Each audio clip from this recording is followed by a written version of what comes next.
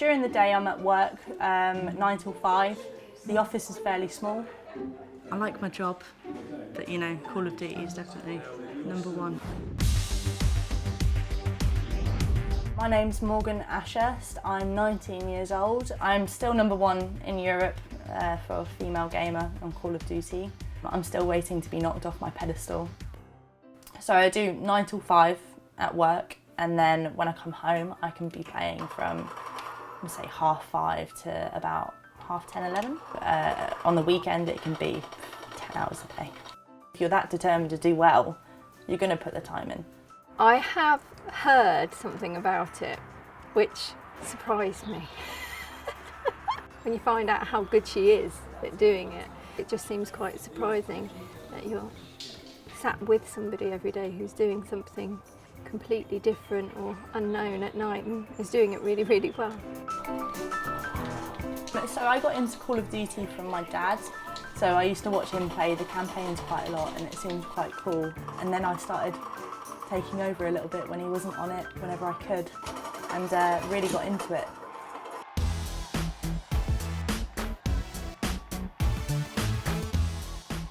Ladies and gentlemen, good morning and welcome to the G3D Call of Duty Open. The buzz of going to an event, I think, is having so many people watching you whilst you're playing. It's very nerve-wracking playing a game anyway, because you're not just playing for nothing, you've got money on the line, you're in it to win it. You're getting nervous, girls, come on! One's up top, inhale, two skill. What is that? Like, seriously? Communication is definitely the biggest part of it. You don't realise how motivational it makes your team, because the louder your team is, the more pumped you get. What? Why even try? Why try? Oh! Come on. Kill me, please, please. So I got my ranking of #1 female gamer from consistently going to events and time by time beating those teams and resulting in good placements. And I mean, no other girl has managed to do that yet. Well, I don't see myself quitting anytime soon. I think work's important. You need to prioritise that over anything. I mean, gaming, you need to be winning events to either earn money, so it's hard to make enough money to make a living off of it. I would love to be a pro. I don't think I'm going to get rid of my rank anytime soon, and I think it's going to take quite some time for people to catch up. Ladies and gentlemen, the grand finals is starting. Riot Gaming only needs to win 3 maps here. This team is undefeated by any other EU female team. They practice hard, they play hard. They're really good.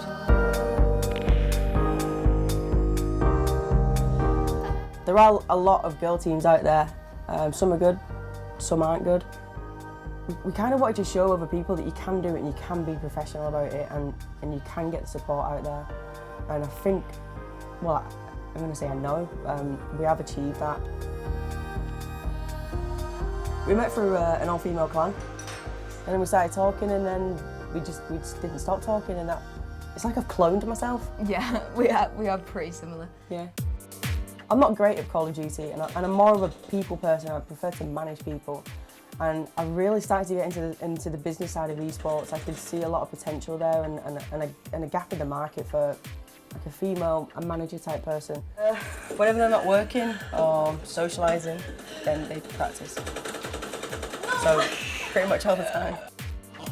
Riot Angel is just going in right now, Schoolie. She just got the sickest 2-piece. Being in Team Riot is definitely one of the best parts of my life. It's an awesome team to be a part of and an awesome organisation to be a part of. Am I a tough boss? When I need to be. We play a lot, I'd say about 4 to 5 hours a day sometimes. All leading up to this event. G50 is like the highest calibre of LAN events in the UK. It's probably where all the better teams go. So we're hoping that we at least win something so we can go away and say that we're actually good. Doesn't matter that we're females, we're actually a good team. As a team manager, I keep the girls all in line, organise the team tickets, the travel, the hotels. I just give them support and I'm there to back them up 100%. Get marked! Go on, Riot! I couldn't be more pleased. I think I was more nervous than them, even though they did lose their games and some of their maps. I can't fault them on what they did. They played absolutely amazing. My girls' team have definitely proved themselves. We don't really get any sort of bad comments anymore. Because they played boys' teams, kind of won their respect because they played them, they beat them. So then the boys would then say, oh, yeah, the girls are fine, they're a really good team. It's in this community mostly where people have to differentiate between guys and girls for some weird reason. For me personally, I play because I enjoy the game, and that's as simple as it gets, that's it. So I don't really label myself as a girl gamer, I'm a gamer. That's it, I'm a gamer. In the future, I think what we want to do is become like a top EU organisation. We want the best girls team in the whole of the EU. I want my organisation to pay for my mortgage. It's a lot of fun to stream and cosplay because it's fun to be able to play your character as you're dressed as your character as well.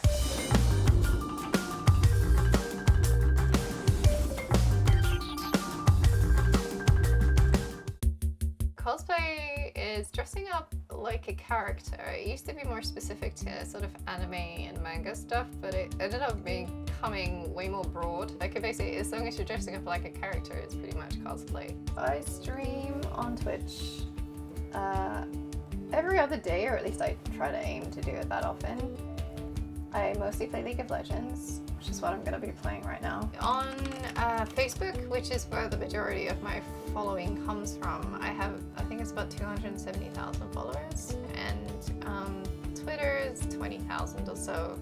Twitch, I think, is also about 25,000 followers. So this is a bit of an unusual day because I've got like a film crew filming me right now. I can probably move my webcam and show you guys. They're like, there's one, there's number two, just sitting here filming me. I must have done nearly 30 costumes. It's several hours, not several, dozens and dozens and dozens of hours of frustration and failure. It ends up in a sort of a costume at the end of it if I'm lucky. Twitch does pay, but not exceptionally well. For example, on Twitch, I do take donations to my stream because it helps keep the stream going. And most streamers do. Even ones that are way, way, way bigger than me still take donations on Twitch. Well, I often go to events, I go to conventions. Just came back from Italy. I've been invited to Spain. I've also been invited to Ireland. I'm really fortunate that that has been the case, that I've been able to go so many places because of cosplay. So I will be wearing Forecast Jana to Insomnia 54. I'm going to be dealing with the cosplay stuff, so I'm going to be helping with the masquerade, judging the masquerade, so there'll be a prize that we give out to the best cosplayer. The attention you get from cosplaying is fun, but I mean, it means a lot less to me now.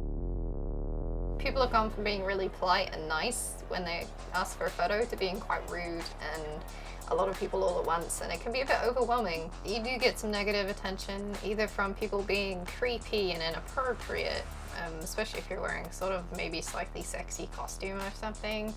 And then there's just people that can just be jerks online. It happens. It's nothing that I can't deal with though. I don't think that I will be doing exactly this as what I'm doing now in maybe say 5 years, but I think that I'll always be in video games. So whether I end up taking a more normal job in the video games industry, I would love to be able to be in a position where I can encourage women into it. I would love to be in a position where I can be like, yes ladies, come join in. It's not an all boys club. Come join in the video games. Because yeah, I think that's probably where I would end up in 5 years.